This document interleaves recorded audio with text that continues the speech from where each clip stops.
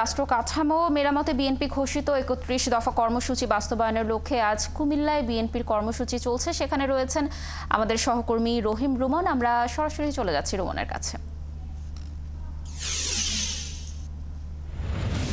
রুমন, আপনি তো বিএনপির আজ কর্মসূচিতে রয়েছেন। বিএনপির মহাসচিব দলের পক্ষ থেকে আজ কি ধরনের বার্তা দিতে পারে এবং কর্মসূচির সার্বিক তথ্য আমাদের জানাবেন।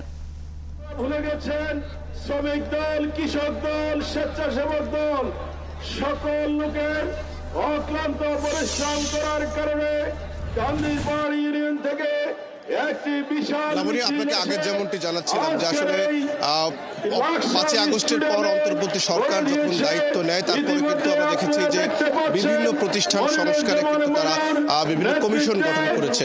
বিএনপি দাবি করছে যে তাদের যে আরো ২ বছর আগে বিএনপি ভারপ্রাপ্ত চেয়ারম্যান ঘোষিত যে ৩১ দফা যেই রাষ্ট্র কাঠামো মেরামতে যে ৩১ দফা রূপরেখা ঘোষণা করা হয়েছিল সেই রূপরেখায় তাদের যেই সংস্কার প্রস্তাবনা ছিল অন্তর্বর্তী সরকার সেই একই রকম প্রস্তাবনায় একই রকম সংস্কার কাজ কিন্তু অন্তর্বর্তী সরকারও করছে।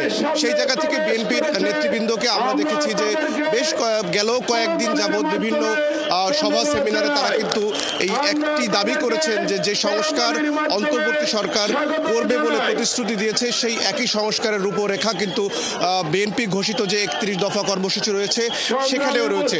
সেই জায়গা থেকে তারা বরাবরই দাবি করছেন যে যেহেতু অন্তর্বর্তী সরকার একটি ভোটারবিহীন একটি সরকার, যেখানে মানুষের ম্যান্ডেটবিহীন সরকার যেটিকে তারা বলছেন যে যেহেতু এখন একটা বড় সুযোগ এসেছে, দীর্ঘ ১৫ বছর দেশে ঠিকমতো নির্বাচন হয়নি, সুষ্ঠু নির্বাচন হয়নি, একটি দল এই রাষ্ট্রকে ভোটবিহীন কিন্তু দখল করে রেখেছিল বলে তারা দাবি করেন।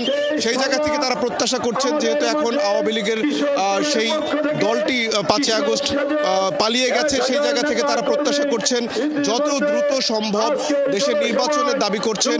আরও একটি বিতর্কের নতুন কিন্তু সূচনা হয়েছে। আপনি জানেন যে কিছুদিন আগে উপদেষ্টারা বলেছেন জাতীয় নির্বাচনের আগে স্থানীয় নির্বাচনের তারা দাবি জানিয়েছেন। সেই জায়গা থেকে রাজনৈতিক দলগুলো, বেশিরভাগ রাজনৈতিক দলগুলোই আসলে বলা যায় বিএনপি সহ যুগপৎ আন্দোলনে যারা ছিলেন তারা কিন্তু বলছেন যে আসলে স্থানীয় নির্বাচন আগে করা হলে তাদের যে রাষ্ট্রের যে সমস্যা সেই সমস্যা আরো বাড়বে।